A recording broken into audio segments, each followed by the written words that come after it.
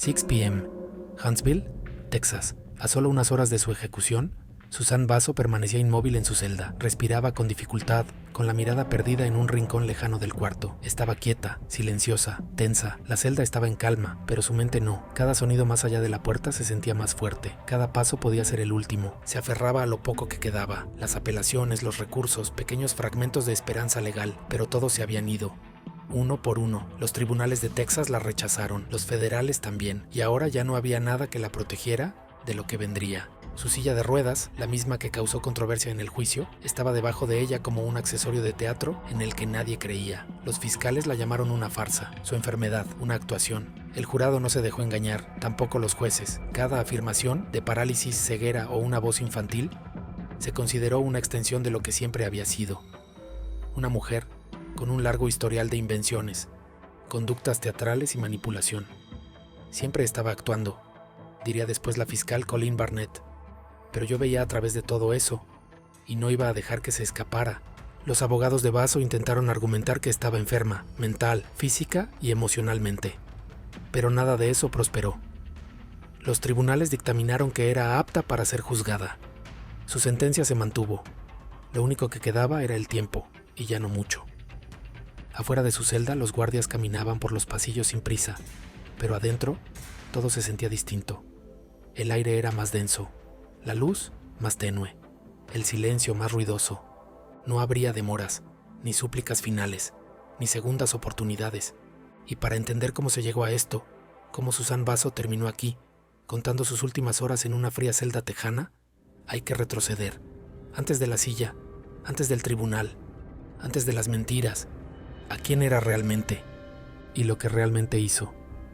Suzanne Margaret Burns nació el 15 de mayo de 1954 en Schenectady, Nueva York. Una de 8 hijos en una casa ruidosa, caótica, marcada por su propio legado. Su madre, Florence, era hermana mayor de Robert Garrow, un hombre que años después sería conocido por una serie de crímenes notorios.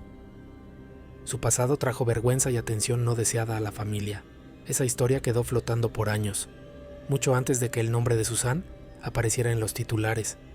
Era la menor de las 3 hermanas, pero ser la más pequeña no la protegió del dolor, no en esa casa. Desde temprana edad, Suzanne fue víctima de maltratos físicos y abusos, del tipo que deja marcas mucho más allá de la piel. Según relatos familiares, el castigo era casi un ritual. Una historia cuenta que un día, su madre la sorprendió con una cajetilla de cigarrillos y no la obligó a fumarlos, sino a comérselos, uno por uno, lentamente.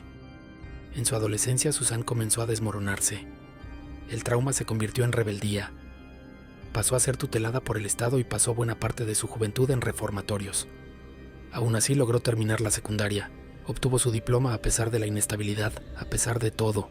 Los años siguientes fueron inestables. Tomó trabajos donde pudo, oficinista, obrera, costurera. Era baja, un poco más de 1,5 metros, y tenía una presencia que se notaba, no solo por su físico, sino por su actitud. La gente la recordaba, pero no siempre con agrado. Intentó seguir adelante, madurar, dejar atrás los escombros de su infancia. Pero las cicatrices la acompañaban, siempre lo hacían, y eventualmente volverían a salir, de la forma más terrible. A principios de los años 70, Suzanne Burns se casó con un infante de marina llamado James Peake. Tomó su apellido y se convirtió en su Peake. Por un breve tiempo, pareció que todo podría estabilizarse. Tenía un esposo, una casa y 2 hijos nacidos con 1 año de diferencia. Una hija en 1973, un hijo en 1974. Pero la calma nunca duró. En 1982 arrestaron a James Peake. El cargo, abusar de su propia hija. Posteriormente fue condenado por libertades indecentes con una menor. La familia se fracturó, pero nunca se rompió del todo. Con el tiempo se mudaron, primero de Carolina del Norte a Texas, luego de regreso, y finalmente volvieron a establecerse en Texas en 1990. Para entonces, el cuerpo de Sue había cambiado. Los años, el dolor y el peso de todo lo no dicho hicieron que superara los 160 kilos. Pero los cambios físicos no eran los únicos. En esa época se reinventó. Cambió el apellido de la familia a O'Malley. Comenzó a decorar la casa con objetos irlandeses y motivos celtas. El pasado era algo que debía enterrarse, bajo un nuevo nombre, una nueva identidad, una historia cuidadosamente construida. Abrió su hogar a todo tipo de personas, vagabundos, solitarios, almas perdidas que necesitaban algo, o a alguien. Trabajó donde pudo. En un momento consiguió empleo como guardia de seguridad en un complejo de apartamentos en Houston, un trabajo tranquilo, lo justo para mantenerse en el margen de la atención. Luego, en 1993, conoció a Carmine Basso, un hombre de Nueva Jersey que tenía una empresa llamada Latin Security and Investigations Corp. Carmine se mudó con ella. Se adueñó de su habitación. Su esposo, James Peak, todavía vivía en la misma casa. Durante un tiempo, los tres compartieron techo, como fantasmas que se evitaban entre sí. Eventualmente Peak se fue para siempre, pero nunca se divorciaron. Y así, legalmente, ella no podía casarse con Carmine Basso, pero aún así tomó su apellido. Empezó a llamarse a sí misma Sue Basso. Le decía a la gente que Carmine era su esposo. Les decía que eran felices. Él falleció en 1997, y para entonces, Sue Basso ya se había convertido en alguien completamente diferente. Pero Sue no había terminado. Aún no. Durante un viaje a Nueva Jersey para visitar a la familia de Carmine, poco antes o poco después de su muerte, se cruzó con alguien nuevo. Su nombre era Luis Carlos Musso. Todos lo llamaban Buddy. Tenía 59 años, era de voz suave, con limitaciones mentales y estaba solo. Buddy había tenido una vida tranquila. Años atrás había perdido a su esposa por culpa del cáncer. Tenía un hijo, pero desde la muerte de su esposa, nada volvió a ser igual. En 1997, Buddy vivía en un centro de asistencia en Cliffside Park, Nueva Jersey, justo al otro lado del río desde Manhattan. Trabajaba medio tiempo como embolsador en un supermercado ShopRite local. Era amable, confiado. No era del tipo de persona que hace muchas preguntas. Se conocieron en una feria de iglesia cerca de su residencia. Sue Basso, de 43 años en ese momento, lo cautivó de inmediato. Muy pronto se convirtió en una voz que él esperaba escuchar. Comenzaron una relación a distancia. Buddy les decía a sus amigos que planeaba mudarse a Texas. Decía que había vuelto a encontrar el amor. El 14 de junio de 1998, subió a un autobús rumbo al sur. No tenía forma de saber que su vida acababa de entrar en cuenta regresiva. 16 días después de llegar a Houston, la vida de Buddy Musso fue arrebatada. Los responsables eran parte del entorno cercano de Sue, su propio hijo, James O'Malley, de 25 años, una mujer llamada Bernice Arens Miller, los dos hijos de Bernice, Craig y Hope Arens, y el prometido de Hope, Terence Singleton. Todos estaban allí, todos participaron. Trataron a Buddy como a un sirviente, lo obligaban a hacer tareas, lo dejaron lleno de moretones y heridas mucho antes de quitarle la vida. Según los testimonios, Musso fue torturado dentro del apartamento de Bernice Miller. Lo colocaron sobre un tapete infantil. Allí lo torturaron, quemaron su piel con cigarrillos, lo golpearon una y otra vez y le rasparon la piel con un cepillo de alambre. Luego lo metieron en una bañera llena de cloro y productos de limpieza. Su cuerpo, golpeado, en carne viva, apenas cubierto, fue arrojado en Galena Park. Un corredor lo encontró. La policía de Galena Park llegó rápidamente. El informe fue clínico, pero devastador. Múltiples traumatismos por golpes contundentes. 5 de febrero de 2014, 8 de la mañana, unidad de Huntsville, Texas. Era su último día. Suzanne Basso estaba sola, aferrándose a los pocos mechones de su cabello debilitado. La mujer que una vez pesó más de 160 kilos ahora apenas superaba los 60. Su piel estaba pálida, sus mejillas hundidas. Parecía una sombra de la persona que había entrado al centro de detención del condado de Harris años atrás. Y ahora estaba a solo horas de la camilla de ejecución. No quería irse, eso era evidente. Le temía. Se encogía ante ella. Pero los tribunales ya habían hablado. El acto fue brutal. ¿El motivo? Frío. La evidencia, contundente. Los investigadores encontraron una nota escrita a mano en el bolsillo del pantalón de Buddy Musso. Una súplica de ayuda. Había sido golpeado con puños, cinturones, incluso bates. Y el rastro conducía directamente a Basso, a su círculo íntimo, a la póliza de seguro de vida de $15,000 que ella estaba por cobrar. más otros $45,000 si se cumplía la cláusula por lesión accidental. Y se cumplía. Su nombre figuraba en la póliza. Y para los tribunales eso fue suficiente. Pero tras las rejas, Vaso cambió. Se debilitó. Dejó de comer. Afirmó que no podía caminar. Dijo que estaba paralizada. Alegó dolores en el pecho, enfermedad mental, regresión infantil. Su voz, aguda, casi infantil, era perturbadora. El tribunal no le creyó. Un psiquiatra designado por el Estado revisó su caso y concluyó que estaba fingiendo. La jueza Mary Lou Kill estuvo de acuerdo. En una audiencia de competencia mental, dictaminó que Vaso estaba en condiciones de ser juzgada. Cada día la llevaban al tribunal en silla de ruedas. Su ropa le quedaba grande, su cabello enmarañado. A menudo miraba fijamente hacia el frente. A veces fruncía el ceño. Otras veces desviaba la mirada, como si todo el proceso no tuviera nada que ver con ella. Según los reporteros judiciales, rara vez reaccionaba. Pero el juicio continuó de todos modos. Como en los otros casos antes del suyo, el jurado lo escuchó todo. Las confesiones, la planificación, el daño, el motivo. Y la sentencia que siguió no dejó espacio para la compasión. Pero antes de entrar en los detalles, considera suscribirte para más historias como esta. La jueza del Distrito de Texas, Mary Lou Kill, tomó la decisión desde el principio. Cada acusado sería juzgado por separado. El calendario del tribunal se llenó rápidamente. Las fiscales Colleen Barnett y Denise Nassar pasaron los siguientes 4 meses armando 5 casos distintos, uno tras otro. El primer juicio, el de James O'Malley, se programó para el 13 de abril de 1999. Craig Arends sería juzgado más adelante ese mismo mes.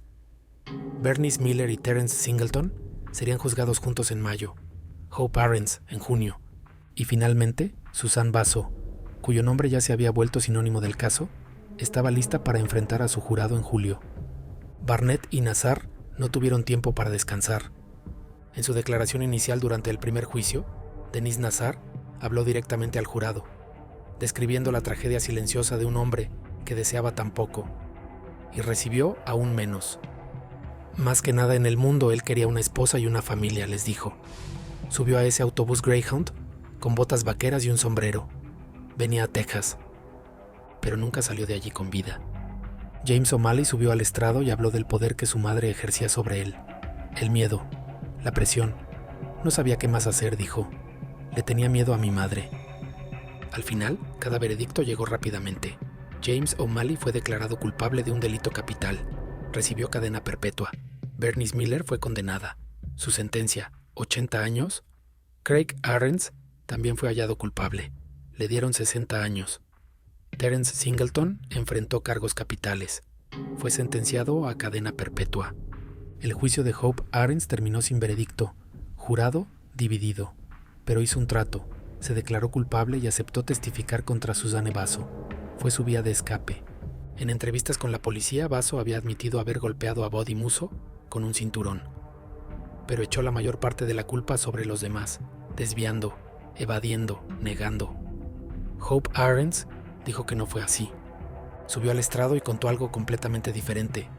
Dijo que vio a Vaso golpear a Musso una y otra vez, con puños, con un cinturón, incluso con el extremo duro de una manguera de aspiradora. Dijo que Vaso saltó sobre él cuando se desplomó en el suelo, cayendo encima mientras él yacía indefenso sobre lo que llamaban el tapete del castigo. Contó que Vaso instó a su hijo James O'Malley a patear a Musso, con fuerza, con botas de punta de acero. Musso gemía cuando cayó, dijo Arends al tribunal, y entonces ella lo volvió a golpear, en la espalda, después de haberle pegado en la ingle. Hope Arends fue sentenciada a 20 años. Ya está fuera de prisión. Durante la fase de sentencia del juicio de Vaso no fueron sus cómplices quienes dieron el golpe más fuerte. Fue su propia hija. Christiana Hardy subió al estrado para la fiscalía y habló de una infancia marcada por un trauma constante. Hubo abuso mental, emocional, físico, dijo. Cualquier tipo de daño que ella pudiera causar. El psicólogo Floyd Jennings también testificó que Vaso era manipuladora, inestable y consumida por la autocompasión. Es una quejumbrosa, afirmó. Del tipo de persona que uno desearía decirle, Aléjate de mí. La defensa intentó argumentar que Vaso no representaba una amenaza futura para la sociedad, que podía vivir sus años restantes en silencio tras las rejas. Pero el jurado no lo creyó. Después de solo 6 horas de deliberación, entregaron su veredicto. Ninguna circunstancia atenuante era suficiente. La cadena perpetua estaba descartada. La jueza Mary Lou Kill leyó la sentencia: pena de muerte. En ese momento Susan Vaso lloró. Hundida en su silla de ruedas, gritó con una voz aguda e infantil: «No soy culpable». Pero ya no quedaba espacio para preguntas. La fiscalía creía que se había hecho justicia.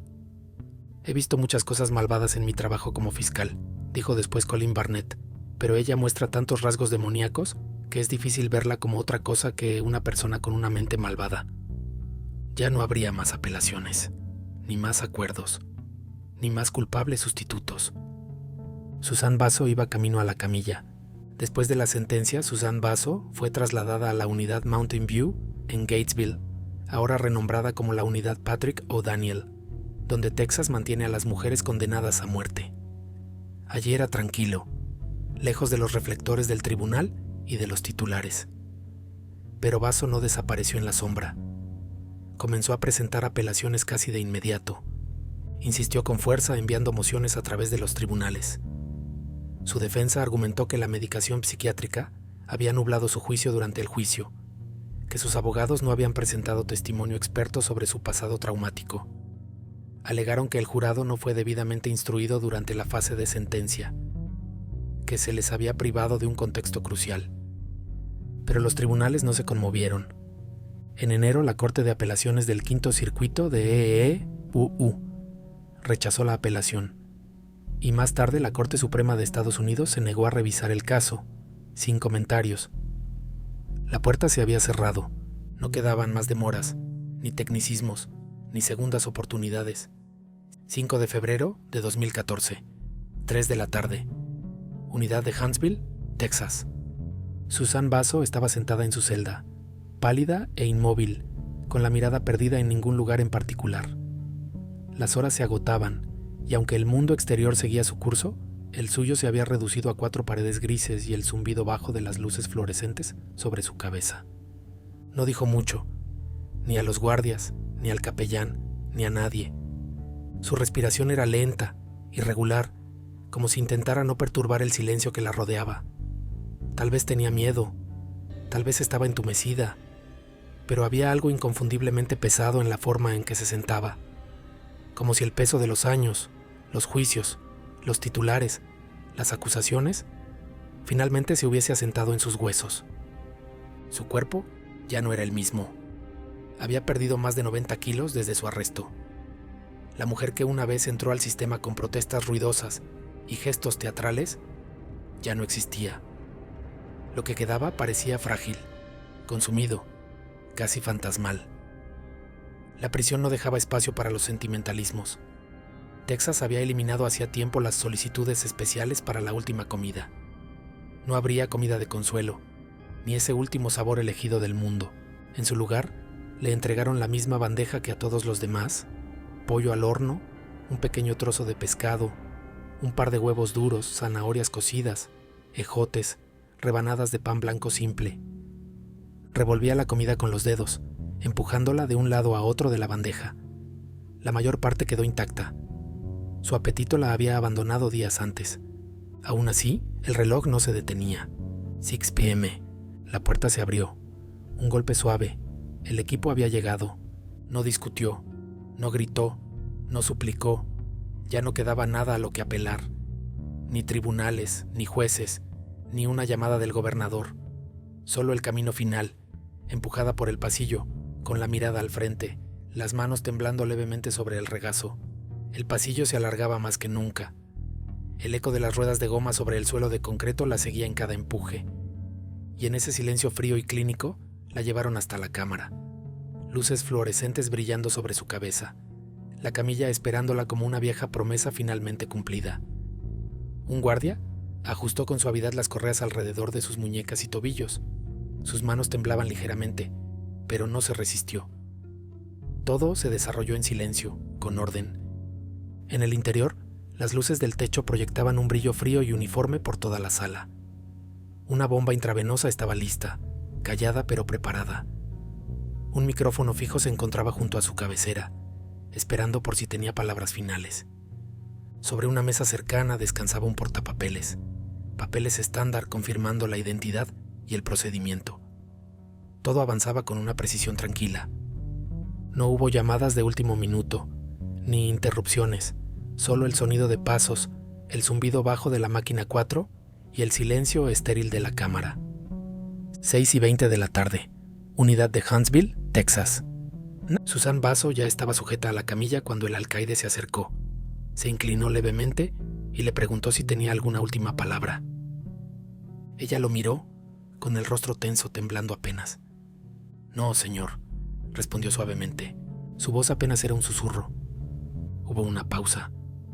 Parpadeó rápidamente como si intentara contener las lágrimas.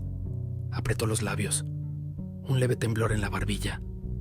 No lloró, pero parecía que podría hacerlo en cualquier momento. A través del cristal de observación, dos amigas estaban sentadas en silencio en la sala de testigos. Susan las encontró con la mirada. Les ofreció la más tenue de las sonrisas. Y luego les dijo una sola palabra, sin voz: adiós. Asintió lentamente. El momento quedó suspendido en el aire, sostenido por la quietud, sin protestas, sin discursos, nada teatral. Solo esa despedida final, silenciosa y contenida. Entonces llegó la sustancia química. Una dosis letal de pentobarbital fue empujada a través de la vía intravenosa, recorriendo sus venas. Basso, vestida con un uniforme blanco de prisión, empezó a respirar con dificultad. Al principio, sonaba como si roncara, exhalaciones profundas, ásperas, entrecortadas. Su cuerpo subía y bajaba con cada respiración, pero tras unos minutos los ronquidos se hicieron más lentos, más débiles, hasta que finalmente se detuvieron por completo. El silencio regresó. Un médico se acercó, verificó su pulso. 6:26 de la tarde, hora estándar central. Susan Margaret Basso fue declarada muerta. Tenía 59 años. Había pasado casi 15 años en el corredor de la muerte, y con su ejecución se convirtió en la mujer número 14 en ser ejecutada por el Estado en Estados Unidos, desde que la Corte Suprema restableció la pena capital en 1976. Sus amigas se retiraron en silencio. Ningún periodista gritó preguntas. No hubo multitudes fuera de los portones de la prisión. Solo un nombre más agregado a la lista. El sistema había hablado, y Susan Basso ya no formaba parte de él.